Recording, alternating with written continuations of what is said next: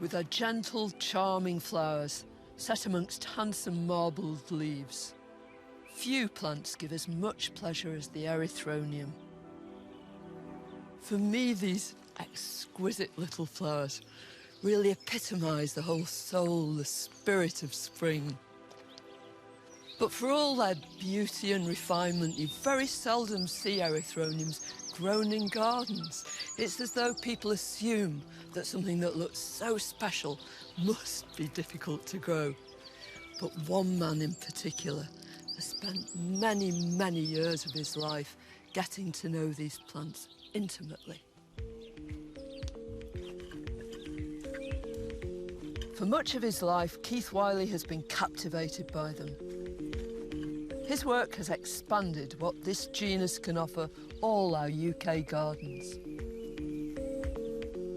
Have you always been in love with these plants? I certainly have. What is it about them that you love so much? I think it's partly the fact that they are actually only there in the spring. They're just so beautiful. I've never seen an ugly Erythronium. To me, they're sort of epitome of grace. And each individual flower is like a sort of Chinese pagoda. You know, it's just beautiful shaped. I mean, there are a few Eurasian species, aren't there? But the great majority of them are American. Yeah, I think there's about 30 species, and probably 3/4 of them grow over on the Pacific Northwest of America. And how did you feel the very first time you saw them growing in the wild? Well, it was almost a religious moment for me when I saw Erythroniums for the first time. Very, very special.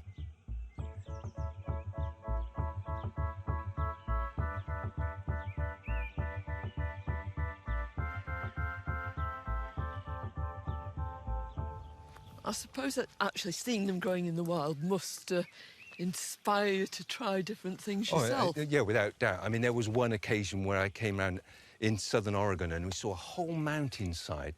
There was some growing underneath the shrubs, and the colour of the flowers was a perfect combination with the fading flowers above. And I thought, I took the same principle, and you actually, it happens here, look.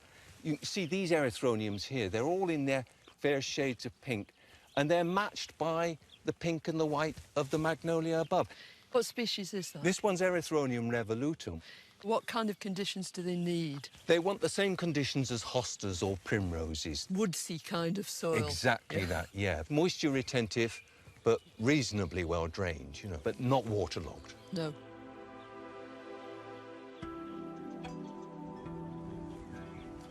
Oh, look at that. That's exquisite. The way that most species proliferate is by seed. Yeah. I mean, that's the way they do it in the wild.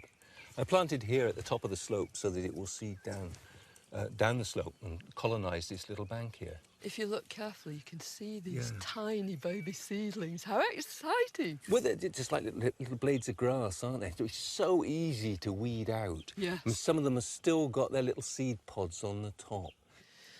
So when you come across these plants in the wild, are there lots of natural hybrids between them? No, they don't really naturally hybridise because they grow at such widely spaced distances. I mean, they're growing 50, 60 miles apart, so they've got no chance. Right. Unless you've got long-distance bees. Yeah.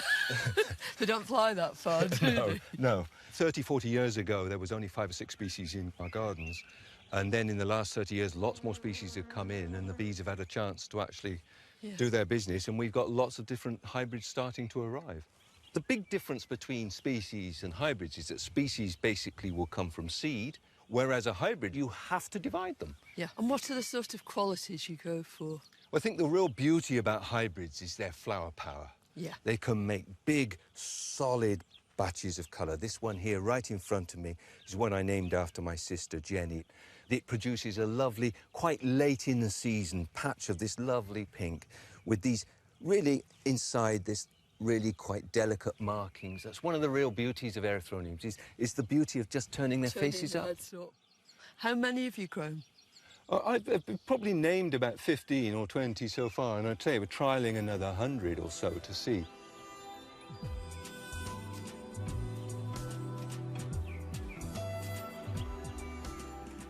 People are going to be so enamoured of this plant now that they've seen it growing in your garden.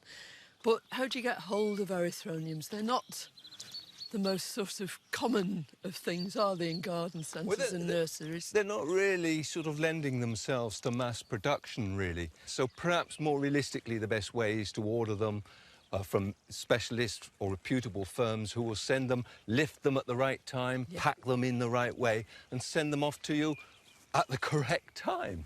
Which is what, August, It's probably going to September? be sometime in late summer, I Yeah. think, right through into very early autumn. I mean, if there's one plant that I would want to grow and would never want to be without, it is the Erythroniums. All year, I wait for them to come up in the spring. They're so special. And on a day like this, I mean, what could be better, really? Yeah, it was obviously meant to be, It wasn't was. it?